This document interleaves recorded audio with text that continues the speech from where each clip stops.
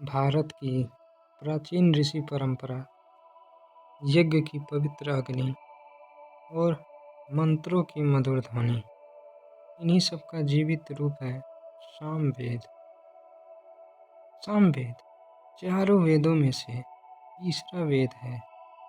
वह वेद जिसे गाया जाता है, बोला नहीं।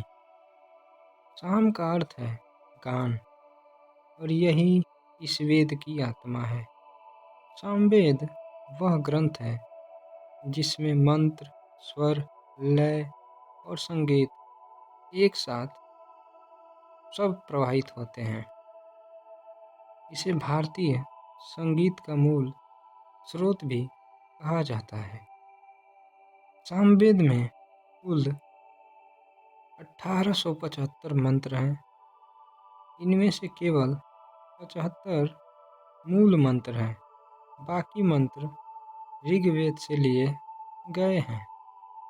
यज्ञों और अनुष्ठानों में इन मंत्रों को उद्गाता नामक पुरोहित विशेष स्वर में गाते थे।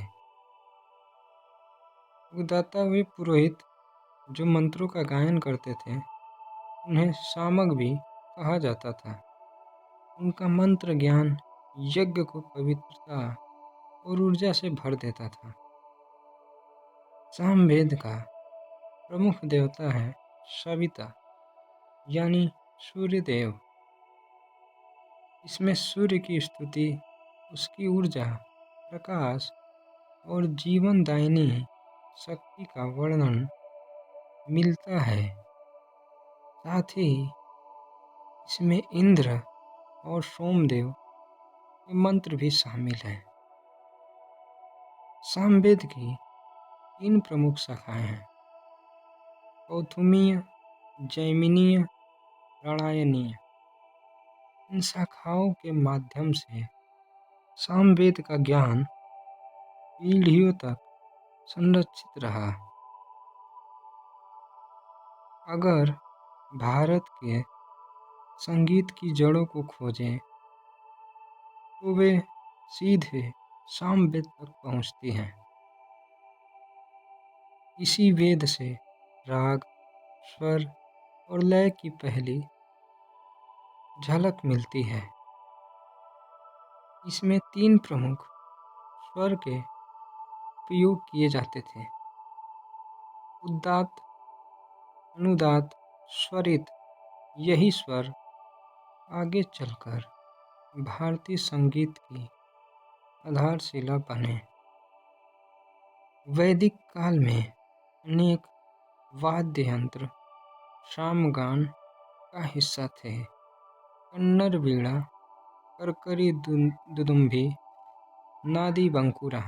इन वाद्यों की ध्वनि और मंत्रों का संगीत मिलकर एक अद्भुत आध्यात्मिक वातावरण बनाते थे। सामवेद के प्रथम दृष्टा माने जाते हैं ऋषि जैमिनी, जो स्वयं वेद व्यास जी के शिष्य थे। उनके द्वारा संकलित यह वेद आज भी ज्ञान, संगीत और भक्ति का अमूल्य खजाना है। सामवेद सिर्फ एक ग्रंथ नहीं है, यह वह अनुभव है जहाँ भक्ति और संगीत एक स्वर में बहते हैं। यह वेद हमें यह सिखाता है कि पूजा, मंत्र और भक्ति संगीत के माध्यम से और भी पवित्र हो जाते हैं। यही सामवेद का सार है: संगीत में समाई भक्ति और भक्ति में जन्मा संगीत। आशा करता हूँ यह वीडियो आपको पसंद आई होगी। लाइक, सब्सक्राइब जरूर करें।